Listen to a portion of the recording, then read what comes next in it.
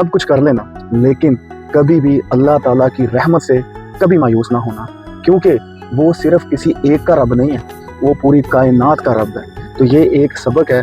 देखें, दुनिया बड़ी ज़ालिम है, हम जानते हैं, लेकिन बात जहन में ये होनी चाहिए कि अल्लाह बड़ा ही गफूर रहीम है और वो किसी एक का नहीं। तो जनाब, हमारी ईद का दिन है, दिन क्या है जी? जुमे का दिन है। और जुमे में अल्लाह ताला अपने कुरान पाक में फरमाता है कि मोमिनो, जब जुमे के लिए अजान दी जाए तो अल्लाह ताला के जिक्र की तरफ लपको और ख़रीदो फरोख्त तर्क कर दो।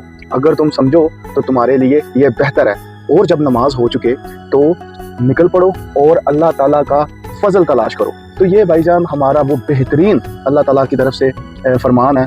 अगर हम मुसलमान अपने इस्लामिक टूल्स को मानते हुए, इनके ऊपर अपना जो इनकी पैरवी करते हुए अगर ज़िंदगियाँ गुजारें तो जनाब हमारे लिए कोई मुश्किल नहीं है। एक बात याद रखिएगा, सब्र जो होता है ना, वो हर मर्ज़ का इलाज है। जिस तरह आप कह सकते हैं कि अगर आप मेडिकली देखते हैं ना किसी भी चीज़ को, तो डॉक्टर आपको कहता है कि ये चीज़ों से परहेज़ करें। मैं आपको कहता हूँ कि यकीन माने, अगर आप सब्र करके चलें तो ज़िंदगियों में आपकी आसानी आ जाएगी। और यकीन माने, एक बात तय है, ज़ालिम का दौर जो है ना, वो हमेशा के लिए नहीं होता।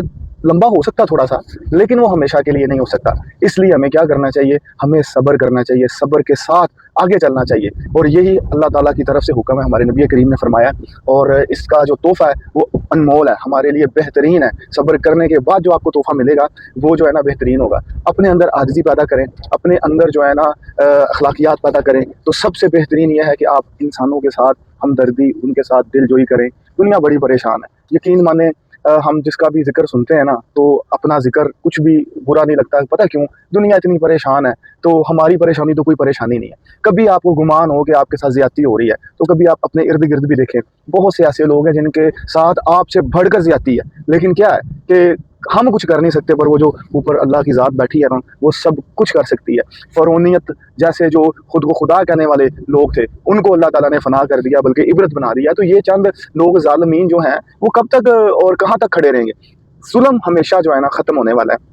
अल्लाह की वहदनीयत, अल्लाह पे ईमान पुख्ता रखें भाईजान, आपकी ज़िंदगियों में सुकून आ जाएगा। और यहाँ पर लास्ट में आपको मैं बता दूँ, अल्लाह ताला ने जो हम पे फ़राइज़ रखे हैं, नमाज़ें 5 वक़्त की, वो हमें ज़रूर पढ़नी चाहिए और जुमे को कभी भी छोड़ना नहीं चाहिए, क्योंकि जुमे में निजात है, जुमे में फ़ज़ल है, जुमे में रहमतें हैं, जुमे में बरकतें हैं। तो आपका वीडियो देखने का बहुत शुक्रिया। मैं कोशिश करता हूँ, चूँकि मैं इस्लामी टॉपिक पे बात करता हूँ, आपको पता है, और घरेलू नाइंसाफ़ियों, नाचाकियों, माशरती जुल्मों के ऊपर भी मेरी वीडियोज़ होती हैं। मकसद क्या है? हमने एक दूसरे की इस्लाह करनी है और बेहतरीन इस्लाह करके एक बेहतरीन माशरा बनाना है। आपका वीडियो देखने का बहुत शुक्रिया। Thank you very much. Allah हाफ़िज़।